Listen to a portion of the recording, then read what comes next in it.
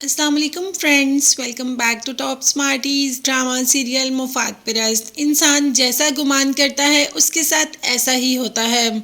मेहरू को शुरू से ही ये बच्चा नहीं चाहिए था और आज ये बच्चा मेहरू के पास है भी नहीं। मेहरू को कुछ करना भी नहीं पड़ा और वह बच्चे के झंझट से आज़ाद हो गई। मतलब मेहरू यही तो चाहती थी, फिर आज दुख और तकलीफ किस बात का। आखिर मेहरू को इतना दुख क्यों हो रहा है? वो तो इस बच्चे को कभी चाहती ही नहीं थी। जब घर आती है तो आते ही जैन उसकी बहुत ज़्यादा देखभाल करता है कि मामा बहुत नाराज़ होंगी अगर तुम्हारी मैंने केयर ना की। तुम ये जूस पियो और तुम्हारी तबीयत मुझे बिल्कुल भी ठीक नहीं लग रही।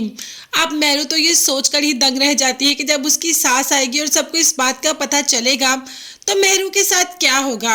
मेहरू के साथ तो खैर बहुत ही बुरा होगा क्योंकि सलमान भी मेहरू को बिल्कुल नहीं अपनाएगा। अभी तो जैन मेहरू का बहुत ज़्यादा ख्याल रख रहा है क्योंकि मेहरू अपने दोस्त के साथ हॉस्पिटल में रात को रह कर आई है। घर में तो उसने ऐसा ही कहा है।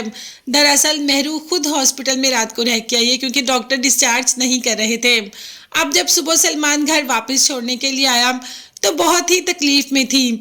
जाहिर है बच्चे के जाने का दुख चाहे वो उसे चाहे या ना चाहे होता तो तकलीफ दे अमल है और मेहरू के लिए ये वक्त वाकई ही तकलीफ दे था। दूसरी तरफ ज़ारा का कैरेक्टर तो इस ड्रामा में कुछ समझ नहीं आता। इतनी अच्छी लड़की यूनिवर्सिटी में टॉप करने वाली और इतनी बुद्धू दिखाई गई है कि जैसे खाला ने कहना है उसने वही मानना है। मतलब उसकी अकल, उसकी अपनी सोच कुछ भी उसके सामने नहीं आता। बस खाला ने कह दिया कि बाप ठीक नहीं है तो नहीं है। बाप की मोहब्बत कभी ज़ारा को नजर नहीं आई।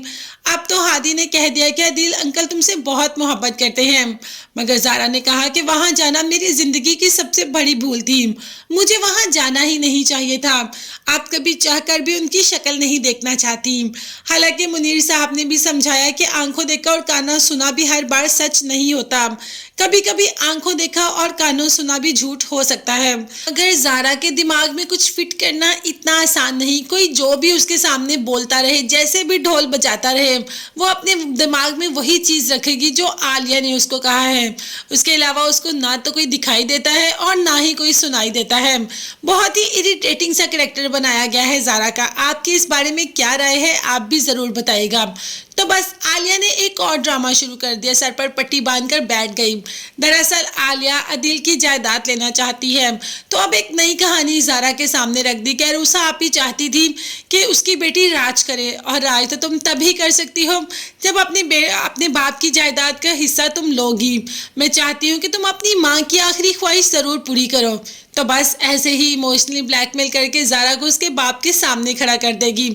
और ज़ारा में तो इतनी अकल, इतनी सेंस है नहीं कि वो हाला को कोई आगे से जवाब दे सके। वो तो अपने बाप के सामने ही जाकर खड़ी हो जाएगी। वैसे इतनी बुद्धू लड़की कभी देखने को मिलती है देखने को मिल तो गई। आप भी अपनी राय का इजहार कमेंट्स में ज़रूर किएगा। चैनल को लाजमी सब्सक्राइब कीजिएगा, बेल आइकन भी प्रेस करें ताकि हर वीडियो अब तक बआसानी पहुँच सके। अपना बहुत ज़्यादा ख्याल रखिएगा। नेक्स्ट वीडियोस तक के लिए अल्लाह हाफ़िज़।